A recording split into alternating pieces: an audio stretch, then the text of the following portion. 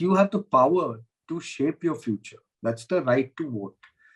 That right to vote should not be sold at any cost, because then what you're doing is selling your future and that of your children and your grandchildren. So you have to make a very wise choice. It's a responsibility. It is not just something that you come and you press a button, or some people tell you in your ear that I'm going to press the button on this guy. Individuals, and it's also not personal, because some people say that, okay, this politician has done this favor for me, so it doesn't matter whether he's done it for anybody else. Right. I think we need to think a little larger. I think we need to think about ourselves, then we need to think about our society, and then about the constituency and the state.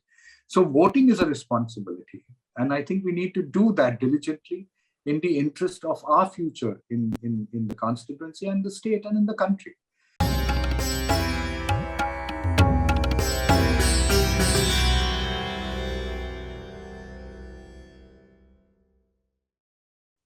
Namaste. Welcome to Citti Media. I am Kamal Madi Shetty, your host for today. The election season has arrived in India with a number of states going to polls in the next few days. An important state among these, which goes to voting on the 14th of February, is Goa. And to discuss the election here, we have someone who's been on our platform before and is very popular. He's joined us in various capacities in the past, from a journalist and an analyst to now as a politician, who is the BJP's MLA candidate from the Velim constituency in Goa. We are joined by Savio Rodrigues ji. Namaste, Savio ji. It's an absolute pleasure to have you back on our platform. Namaste, the pleasure is all mine. Thank you, Thank Savio you for having me on your platform. Savio ji, it has been over a month since you were last with us on this platform. And I want to begin this conversation today by asking you about how your experience has been over the past few weeks. How has your campaign progressed? And also, what's the kind of response that you've received from the people of your constituency? Kamal, if I have to say it in all humility, I think it's been an absolutely heart-touching campaign. The amount of love, the amount of appreciation, and the amount of encouragement that I've received from my people, that I call my family in the Velim constituency in South Goa, has truly made me believe that there is so much good that we can do to people if you just follow the path of truth. Like today, this evening, a grandmother came to our office, and she just wanted to meet me. She's a part of the constituency, and she came to meet me, and she told my team, I just want to meet him. I want to bless him. I've heard so much about him from my children and my grandchildren who follow him on social media, and and seen him on TV as well. And I just wanted to bless him because he is somebody I believe in. So she came and I met her, and she was telling me that, I just want to take 5 minutes of your time, and bless you, and tell you that you are the future of Goa, you are the hope of Goa. And it brought tears to my eyes. I still have tears in my eyes because, I've never seen that kind of, love. Wherever I've gone, people have come forward and, blessed me. A lot of the mothers have come forward and blessed me. A lot of the fathers have, patted me on the back and, said that, you are leading a change as far as politics is concerned. Last evening, I had a very interesting conversation with a priest from one of the parishes in the Velim constituency. Now, the Velim constituency is a multifaceted constituency, with 73% of the voters being from the Christian and the minority community, and 27% being from the Hindu community. So he called me up, and the popular propaganda in constituencies like Velim is that BJP is not favored by the Christian community. However, a parish priest, like I said, from one of the churches in the constituency called me last evening. He had got a copy of my ideas and manifesto as well, and So he tells me, he says, I read your manifesto. I haven't met you in person yet, and I look forward to meeting with you in person, which I am doing tomorrow. And he says, I feel the hand of God in your candidature. Number one, you will be an inspiration to many of the young, right-minded, forward-thinking, and intelligent and educated Goans to get into politics in order to bring about a constructive and a progressive change as far as Goa is concerned. He spoke to me for 20 minutes and I was truly, truly humbled. And finally, when I asked him, I said, Father, do give me your blessings. And he says, I will give you my blessings, but the fact of the matter is you are blessed already.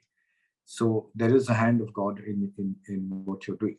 So I've had numerous experiences, Kamal.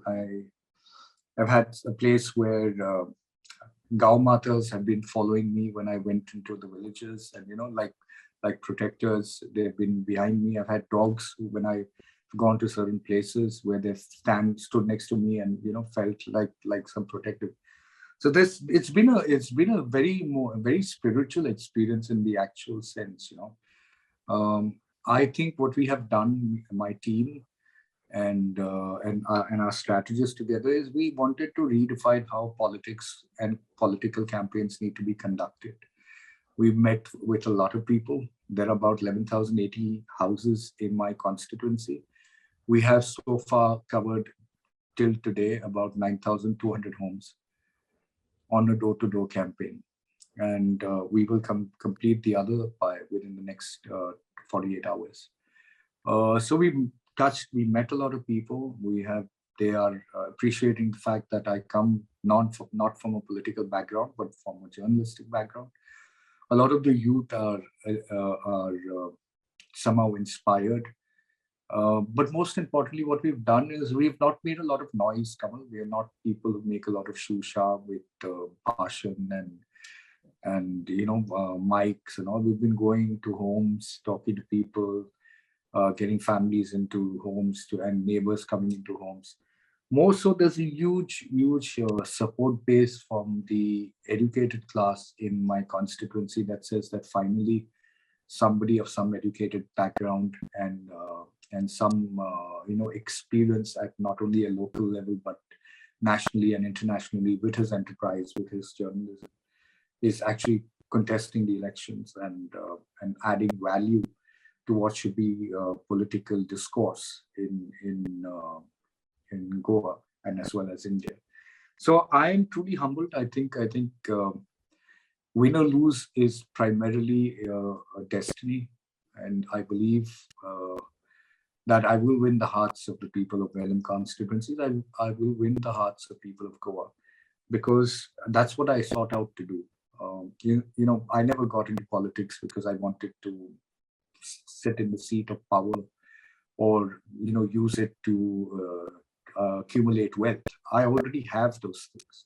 Being the kind of journalist that I am connected to power. I can influence power, and I don't I've been blessed, to have a stable economic condition. So politics was not driven by the concept of money, but I believe in my constituency, there are very intelligent people. There are very hardworking people in my constituency and across Goa as well. I created a brand out of nothing from Goa, which then got valued at about 100 crore, which is my Goa Chronicle brand.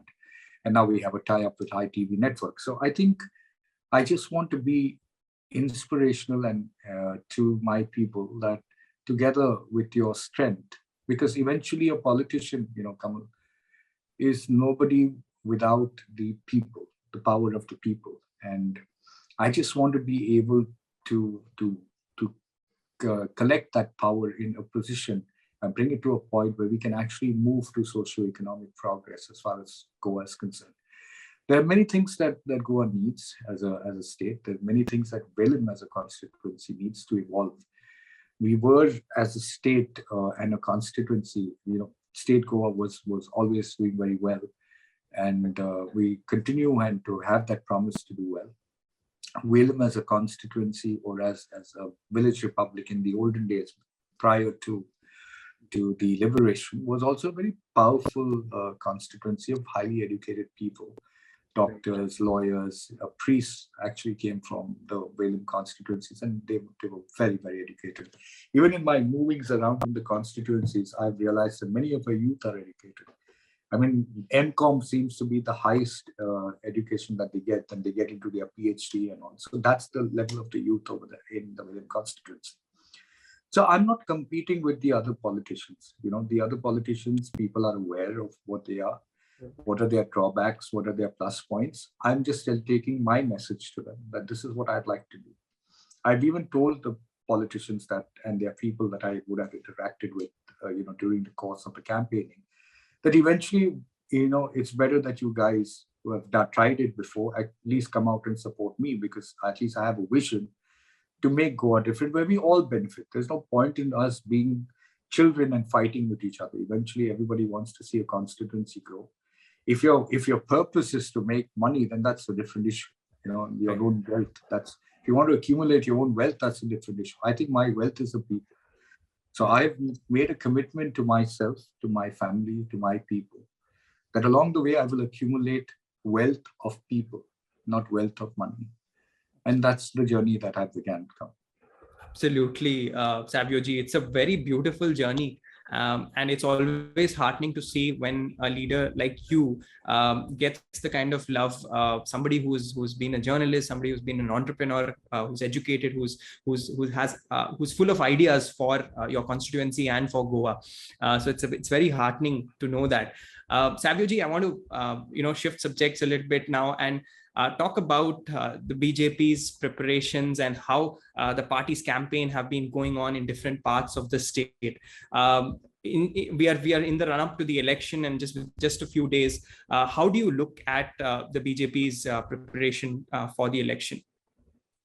You see, the Bharatiya Janata Party as a political party has done several good things. And when I mean the state level as well as the central level. Some of those ideas, some of those schemes, some of those projects have touched the lives of the people of Goa. But having said that, there are certain aspects of the governance that has not really resonated with some section of the society in Goa. And that conflict is always going to exist, because there's never going to be 100% acceptability of what any political party does. So yes, there is an element where certain sections of society in Goa are not resonating with the positivity of the BJP, and they are, of course, resonating with the intent of the opposition. But by and large, I think BJP has done what it sought out to do as far as Goa is concerned. Could the leadership and the team that exists at this point of time have done better? Of course, they could have done better. I think there was a lot that they could have done better as a political party and in terms of governance. But in all fairness, I think they have managed to tide over what could be troublesome times as far as COVID was concerned, in the last 2 years. And the chief minister was relatively young. He's still somebody who has taken up the mantle from a very, very tall leader, the late Mr. Manoj Parrikar. So I don't think it's right for us to judge him and his performance, based on the lack of the fact that it's something that he's handled well.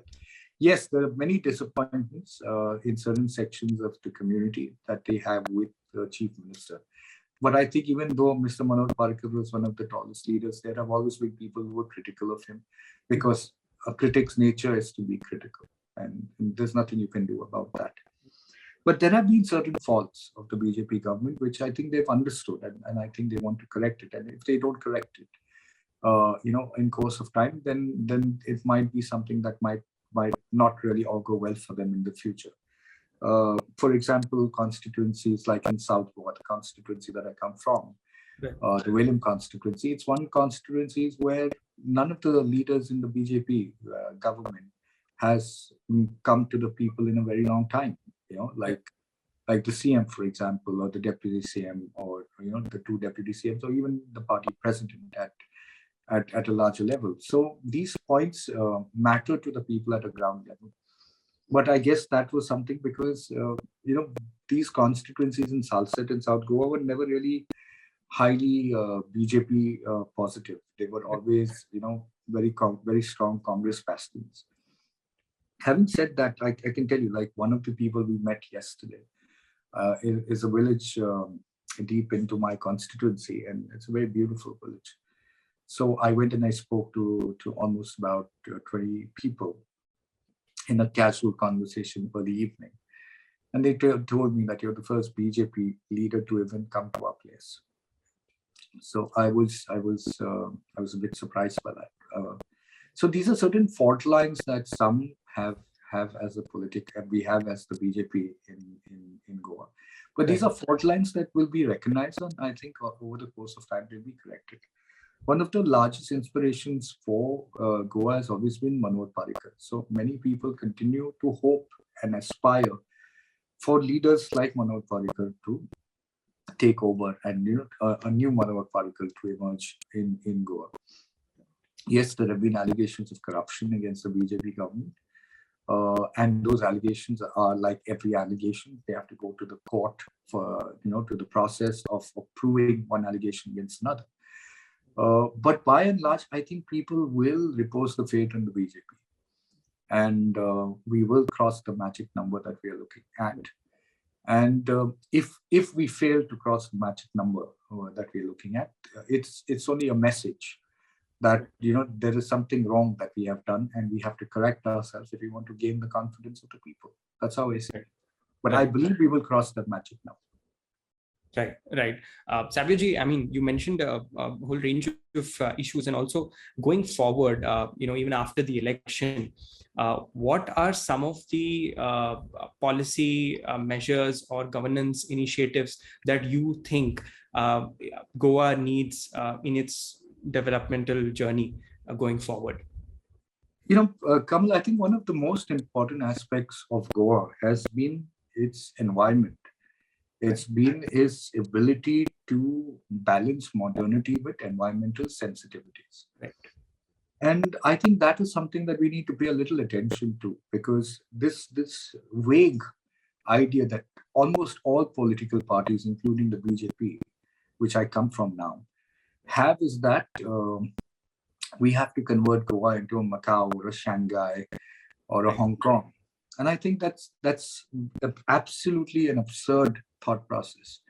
It's absurd because Goa can never be in a city in the sense of a metropolis. Right. It is like a state. It's a very green state. It's a very culturally attuned state. So it needs to have a balance of modernity. So because a lot of Goans travel internationally and they work in different parts of India as well, there's this great understanding of what needs to be the future for Goa. So I don't think this concept of turning Goa into a casino capital of India, right, or Goa into the party circuit of India are the only aspects of Goa. Yes. There are many different aspects. For example, startup is one aspect in Goa. If the government, both at the center and the state, were to actively look at it and convert and take Goa towards what could consider to be the startup hub of, say, at least South Asia and Southeast Asia, because you've got the language prowess that you have in Goa. You have the people education that exists. We need a little bit of upliftment as far as technical connectivity is concerned, but it has the flavor and it has the weather, it has the ambience, it has the energy that's required for creativity. So even in my intent, I would want to work towards making Goa into an incubation hub. So the ideas of creativity actually emerge in Goa, and then when they need to scale up, they can move out to other parts of the country or move to other nations if that idea is so good enough. But Goa has that creativity. A lot of people in Goa have that creativity that's required to stir up what you call in the startup parlance as an incubation mind and an incubation fervor. The other aspect of Goa is that Goa's got a lot of women, who are like in my constituency, for example, there are many people who live at home. So there is a great possibility for cottage industry-based ideas, something very similar to a legit cooperative initiative, which can be done with self-help groups, because these women would like to work together. They want to be empowered. So one of the ideas we're introducing is something similar to that, where we make a product, we give them the machinery, and that's for my constituency itself. We're looking at a startup of offering jobs to about 5,000 people in our startup idea, the startup cottage industry idea. So I think we have to balance. You see, like another idea we're mooting is we're going to take all these traditional homes that exist, that are probably dilapidated or nobody's living in it and it's worn down, to take them, refurbish them, renovate them, and then turn them into what you would consider to be high-end homestays or mid-market homestays, which is a large market. So let's say I have 100 homes that have an average of, say, 3 rooms per home. That means I have almost 300 rooms in the Velim constituency without having to destroy the environment to create a hotel of a 5-star standard, So I think what we need to balance in constituency like Velim and even Goa in general, people move to Goa, or people travel to Goa from a tourism point of view, not because of the crowd, it was because of the serenity and the tranquility that existed in Goa. And because it allowed for people to get away from what is considered to be city-based stresses and city-based life. Now, if you're going to turn that same paradise into a city that people are going to try to want to move from, then people won't want to come here. So I think we have to balance. We need to understand what kind of tourists we want. We need to cater to all kind of tourists in the right kind of manner. And that is why I see a lot of infrastructure development that's required. And progress comes when there is infrastructure development. And that's why I think it's important for us to tell people what we want to do and how we want to transform Goa, how we want to transform even my constituency. So those are some of the finer matters which the government would have to look at. Being a journalist, obviously, I've seen it more closely. And now in my journey as a political, sevak, I think it's more to do with trying and understanding what the people want. Right. Then trying and understanding what is it that the state or the constituency needs, and balancing the needs and the wants in order to make it a successful policy as we go ahead. So I think there's a lot of changes, a lot of betterment that can be done. And Goa is certainly one of the most promising states in India. Small though it is, I think it's got a lot of virility in its future initiatives.